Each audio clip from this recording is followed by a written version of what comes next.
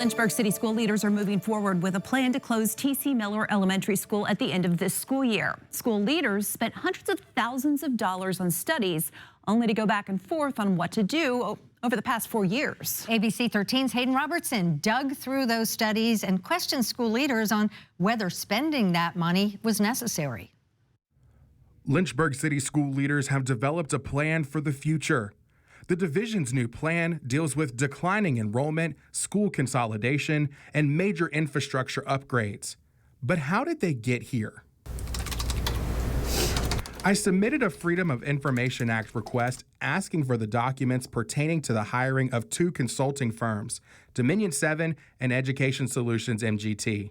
LCS hired Dominion 7 in August 2021 for $400,000. Bottom line is you have too many schools and too many elementary schools. Dominion 7 evaluated the school buildings and found many aren't in good shape.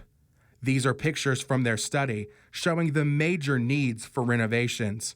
Dominion 7 graded 6 elementary schools out of 11 with a D grade for their conditions. Consultant Blair Smith shared his findings with the public and board in October 2023.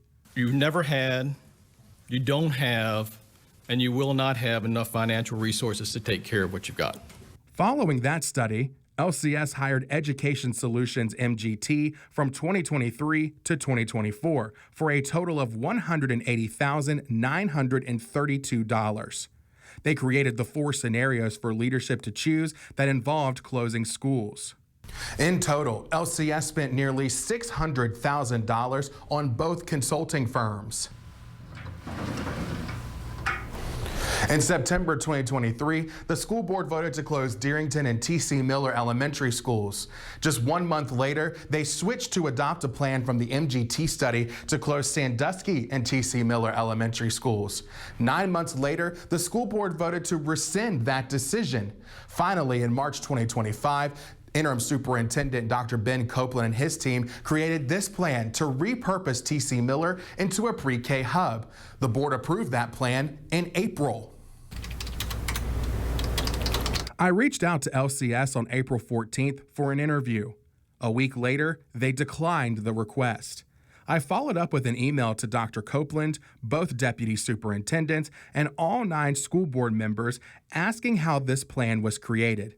At first, school board member Christian DePaul was the only board member to agree to interview.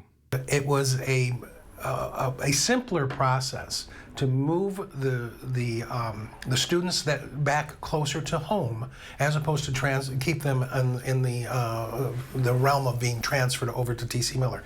DePaul supports this new plan. While he wasn't on the school board at the time, he questions the hiring of both firms. The documents that I looked at, that's nearly $600,000. Do you think that was wasted?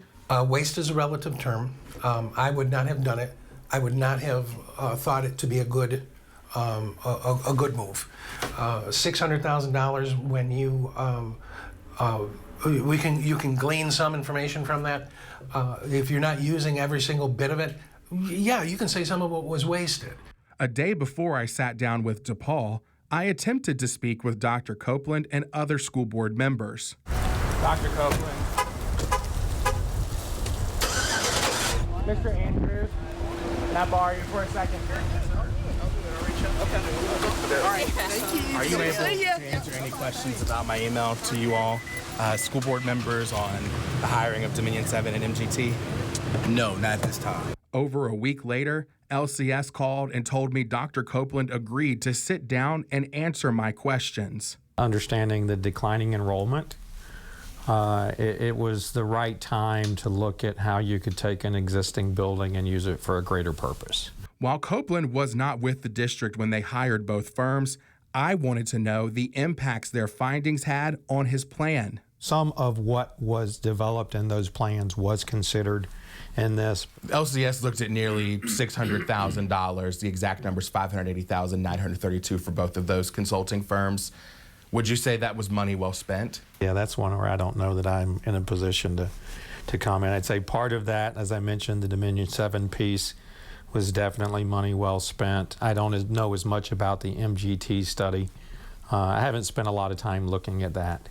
Since Copeland says he did not use the MGT study, that cost nearly $181,000, I went to City Council to see if they feel it was a waste of money. Gave their investment, deciding what's the best choice. So what they did, they took pieces of those two agencies and kind of put together their own, crafted their own program that was best for our city. We probably should look at how much we're spending on consultants, and we probably need to cut back a little. We've got smart people that can help us make these decisions here in-house.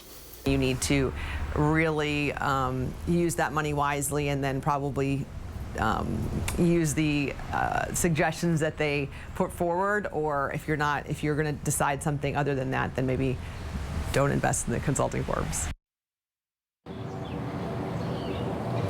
Dr. Copeland's repurposing of T.C. Miller is just phase one of his 4-phase plan. There are 3 other phases that have not been voted on. The board is not going to make any decisions on those because they're waiting for the new superintendent to be hired and the 4 new appointed school board members to come on board. Now, those plans include another elementary school closure, major school improvements, and infrastructure upgrades. Reporting live in Lynchburg, Hayden Robertson, ABC 13 News.